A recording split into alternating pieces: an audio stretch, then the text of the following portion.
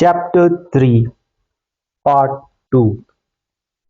He created it out of his understanding of the principle of faith, and through his ability to transplant that faith into the minds of 200 million people.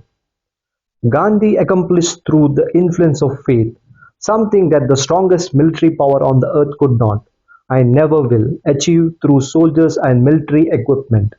He accomplished the outstanding feat of influencing 200 million minds to coalesce and move in unison as a single mind. What other force on earth except faith could do as much?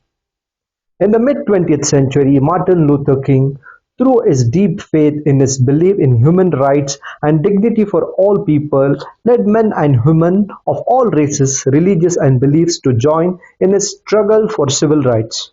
His dream that people will not be judged by the color of their skin but the contents of their character has not been fully realized. But his work and his death have led to significant improvements in civil rights and an impetus to keep fighting for their achievement. The watchword of the future will be the human happiness and contentment. When this state of mind has been attained, the production will take care of itself more effectively than anything ever accomplished, where people did not and could not mix faith and individual interest with their labor. Because of the need for faith and cooperation in business and industry, it will be both interesting and profitable to analyze the particular event. This provides an excellent understanding of the method by which industrialists and leaders of business accumulate great fortunes by giving before they try to get. The event chosen for this illustration dates back to 1900 when the United States Steel Corporation was being formed. As you read that story, keep in mind these fundamental facts and you will understand how ideas have been converted into huge fortunes. First, the huge United Steel Corporation was born in the mind of Charles M. Schwab, in the form of an idea he created through his imagination. Second, he mixed faith with his idea. Third, he formulated a plan for the transformation of his idea into physical and financial reality. Fourth, he put his plan into action with his famous speech at the University Club.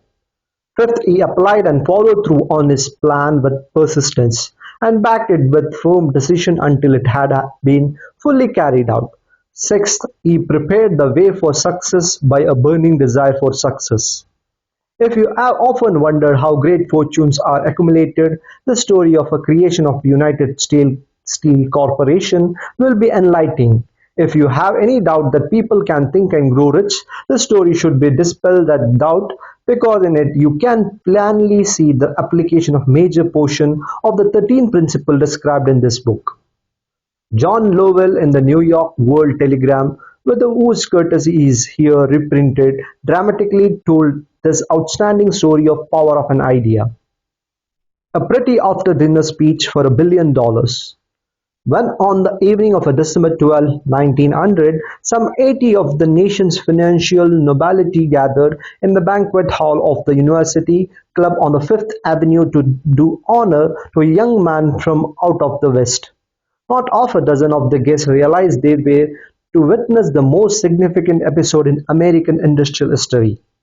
J. Edward Simmons and Charles Stuart Smith, their hearts full of gratitude for his lavish hospitality bestowed on them by Charles M. Schwab during a recent visit to Petersburg, had arranged the dinner to introduce the 38-year-old steel man to Eastern banking society. But they did not accept him to stampede the convention. They warned him, in fact, that the bosoms within the New York stuffed shirts would not be responsive to oratory, and that if he did not want to bore the stimulants and Harrimans and Vanderbilts, he had better limit himself to 15 or 20 minutes of polite vaporing and let it go at that. Even John Pierpont Morgan, sitting on the right hand of the Schwab, has become his imperial dignity, intended to grace the banquet table with his presence only briefly. And so far as the press and public were concerned, the whole affair was of so little moment that no mention of it found its way into print the next day. So the two hosts and their distinguished guests ate their way through the usual 7 or 8 courses. There was little conversation, and what there was of it was restraint. Few of the bankers and brokers had met Schwab, whose career had followed along the banks of the Monongahela, and none knew him well. But before the evening was over, they and with them Money Master Morgan were to be swept off their feet, and the billion-dollar baby the United States Steel Corporation was to be conceived. It is perhaps unfortunate for the sake of history that no record of Charles Schwab's speech at the dinner ever was made. He repeated some parts of it at a later date during a similar meeting of Chicago bankers, and still later when the government brought suit to dissolve the Steel Trust. He gave his own version from the witness stand of the remarks that stimulated Morgan into a frenzy of financial activity. It is probable, however, that it was a homely speech, somewhat ungrammatically, for the nicest of a language never bothered Scott, full of epigrams and threaded with wit, but aside from that it had a galvanized force and effort upon 5 billions of estimated capital that was represented by the diners. After it was over and the gathering was still under its spell, although Squab had taken for 90 minutes, Morgan led the orator to present window where dangling their legs from the high, uncomfortable seat. They talked for an hour more. The magic of the Squab personality had been turned on full force, but what was more important and lasting was the full-fledged, clear-cut program he laid down for the aggrandizement of steel. Many other men had tried to interest Morgan in slapping together a steel trust after the pattern of the biscuit, wire and hoop, sugar, rubber, whiskey, oil or chewing gum combinations. John W. Gates, the gambler, had urged it, but Morgan distrusted him. The Moore boys, Bill and Jim, Chicago stock jobbers who had glued together a match trust and a cracker corporation, had urged it and failed. Albert H. Gary, the sanctimonious country lawyer, wanted to foster it, but he wasn't big enough to be impressive. Until Schweppes' eloquence took J. P. Morgan to the heights from which he could visualize the solid result of the most daring financial undertaking ever conceived. The project was regarded as a delirious dream of easy money crackpots. The financial magnetism that began a generation ago to attract thousands of small and sometimes inefficiently managed companies into large and competition-crushing combinations had become operative in the steel world through the devices of that jovial business pirate John W. Gates. Gates already had formed the American Steel and Wire Company out of a chain of small concerns, and together with Morgan had created the Federal Steel Company. The National Tube and American Bridge Companies were two more Morgan's concerns, and the Moore brothers had forsaken the match and cookie business to form the American Group, Thin Plate, Steel Hoop, Sheet Steel, and the National Steel Company. But by the side of Andrew Carnegie's gigantic vertical trust, a trust owned and operated by 53 partners, those other combinations were pecuniary. They might combine to their art's content, but the whole lot of them could not make a dent in the Carnegie organization, and Morgan knew it. The eccentric old squat knew it, too, from the magnificent height of Skibo Castle he had viewed, first with amusement and then with resentment, the attempts of Morgan's smaller companies to cut it into his business. But the attempts became too bold, Carnage's temper was translated into anger and the retaliation. He decided to duplicate every mill owned by his rivals. Hitherto he had not been interested in wire, pipe, hoops or sheet.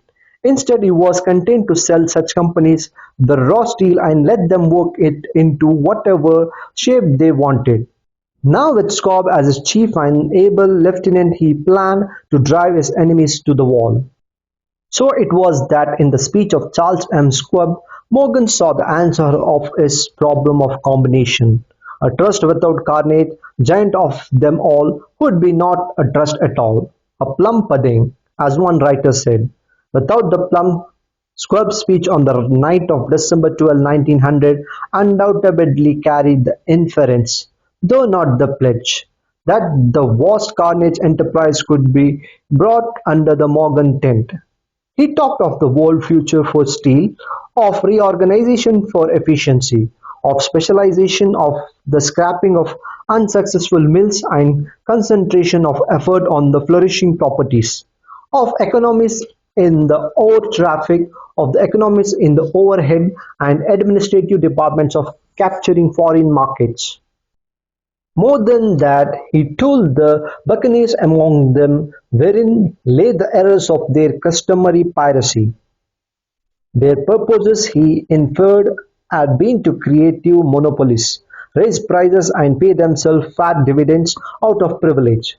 Schwab condemned the system in his heartiest manner. The short-sightedness of such a policy, he told his hearts, lay in the fact that it restricted the market in an era when everything cried for expansion. By cheapening the cost of steel, he argued an ever-expanding market would be created. More uses for steel would be devised and a goodly portion of the world trade could be captured. Actually, though he did not know it, Schwab was an apostle of the modern mass production. So the dinner at the University Club came to an end. Morgan went home to think about Schwab's rosy prediction. Schwab went back to Petersburg to run the steel business for Andrew Carnegie, while Gary and the rest went back to their stock tickers to fiddle around the anticipation of the next move. It was not long coming. It took Morgan about 1 week to digest the feast of reason Schwab had placed before him. When he had assured himself that no financial indigestion was to result, he sent for Schwab and found that young man rather coy. Mr. Garnet, Schwab indicated, might not like it if he found his trusted company president had been flirting with the emperor of Wall Street, the street upon which Carnegie was resolved never to tread. Then it was suggested by John W. Gates, the go-between, that if Schwab happened to be in the Bellevue Hotel in Philadelphia, J.P. Morgan might also happen to be there. When Schwab arrived, however, Morgan was inconveniently ill at his New York home, and so on the elder man's pressing invitation, Schwab went to the New York and presented himself at the door of the Financiers' Library. Now certain economic historians have professed the belief that from the beginning to the end of the drama, the stage was set by Andrew Carnegie. That the dinner, the famous speech, the Sunday night conference between Schwab and the Money King were events arranged by the Keynes court. The truth is exactly the opposite. When Schwab was called in to consummate the deal, he did not even know whether the little boss, as Andrew was called, would so much as listen to an offer to sell, particularly to a group of men whom Andrew regarded as being endowed with something less than holiness.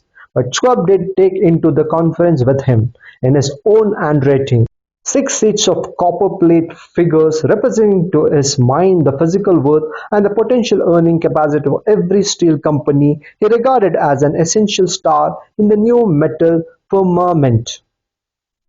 Four men pondered over the figures all night.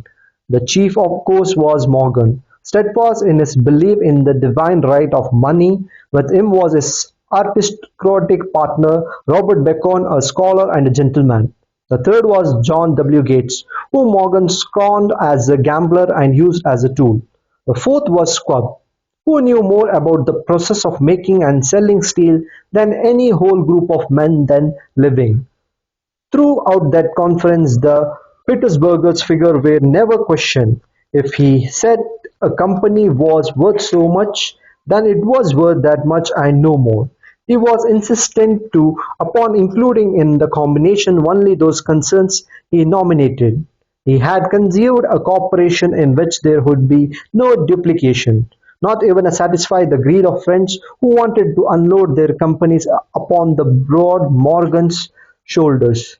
Thus he left out by the design a number of larger concerns upon which the Walruses and carpenters of Wall Street had cast hungry eyes. When down came Morgan rose and straightened his back. Only one question remained. "Do you think you can persuade Andrew Carnegie to sell?" he asked. "I can try," said Schwab. "If you can get him to sell, I will undertake the matter," said Morgan. So far so good. But would Carnage sell? How much would he demand? Schwab thought about $320 million. What would he take payment in? Common or preferred stocks, bonds, cash? Nobody could raise a third of $1 billion in cash. There was a golf game in January on the street of frost-cracking health of the St Andrews Links in the Westchester, with Andrew bundled up in sweaters against the cold, and Charlie talking volubly as usual to keep his spirits up. But no word of business was mentioned until the pair sat down in the cozy warmth of the Carnage cottage hard by. Then, with the same perseverance that had hypnotized 80 millions at the University Club, Scott poured out the glittering promises of retirement in comfort, of untold millions to satisfy the old man's social caprices. Carnage capitulated, wrote a figure on a slip of paper, handed it to Schwab and said, "All right, that's what we'll sell for." The figure was approximately $400 million and was reached by taking the $320 million mentioned by Schwab as basic figure and adding it to $80 million to represent the increased capital value over the previous 2 years. Later on the deck of an transatlantic liner, the Scotsman said tearfully to Morgan, "I wish I had asked you for $100 millions more." "If you had asked for it, you'd have gotten it," Morgan told him cheerfully. The 38-year-old squab had his reward. He was made president of the new corporation and remained in control until 1930. This dramatic story of big business was included in this book because it is a perfect illustration of the method by which desire can be transmuted in its physical equivalent. I imagine some readers will question the statement that a mere intangible desire can be converted into its physical equivalent. Doubtless some will say you cannot convert nothing into something. The answer is in the end the story of United States Steel. The giant organization was created in the mind of one man. A plan by which the organization was provided with the steel mills that gave it financial stability was created in the mind of the same man. His faith, his desire, his imagination, his persistence were the real ingredients that went into United States Steel. The steel mills and the mechanical equipment acquired by the corporation after it had been brought into legal existence were incidentally but carefully analysis will disclose the fact that the appraised value of the properties acquired by the corporation increased in value by an estimated $600 million by the mere transaction that consolidated them under one management. In other words, Charles M. Schwab ideas plus the faith with which he conveyed it to the minds of J. P. Morgan and others was marketed for a profit of approximately $600 million, not an insignificant sum for a single idea. What happened to some of the people who took their share of the millions of dollars of a profit made by this transaction is a matter with which we are not now concerned. The important feature of the outstanding achievement is that it serves as an unquestionable evidence of the solution of the philosophy described in this book. Moreover, the practicality of the philosophy has been established the fact that the United States Steel Corporation prospered. It became one of the richest and most powerful corporations in America, employing thousands of people, developing new uses for steel and opening new markets, thus proving that the $600 million in profit which the Schwab idea produced was earned. Riches begin in the form of thought. The amount is limited only by the person in whose mind the thought is put into motion. Faith removes limitation. Remember this when you are ready to bargain with life for whatever it is that you ask as your price for having passed this way. Remember also that the man who created the United States Steel Corporation was practically unknown at the time. He was merely Andrew Carnegie's man, Fridays until he gave birth to his famous idea. After that he quickly rose to a position of power, fame and riches. Now for another example of how faith in an idea made millions for one man and through it helped countless others increase their wealth. Sir John Templeton is a man with great faith in his talent to make sound and profitable investments. Templeton was better than most people at investing money because people often made investment based on emotions and ignorance and not common sense.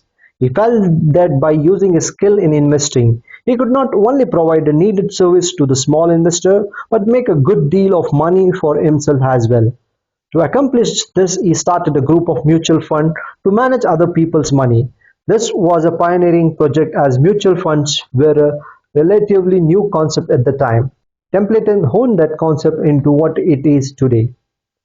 He reminisced that at the Templeton Growth Fund first annual meeting, the participants consisted of John Templeton, one part-time employee and one shareholder. We held the meeting in the dining room of retired General Foods executive to save money. The Templeton funds now have more than 6,000 employees worldwide and $36 billion in assets. Driving that growth is the Templeton's Group well-earned reputation as the premier fund group for investing. A $10,000 investment in the Templeton Growth Fund 40 years ago is worth of $3 million today. By the time he retired and sold his Templeton Group Fund interest in 1992, estimated at $400 million, John Templeton estimated that he had helped a million people make money in addition to his own success. There are no limitations to the mind except those we acknowledge. Both poverty and riches are the offspring of thought.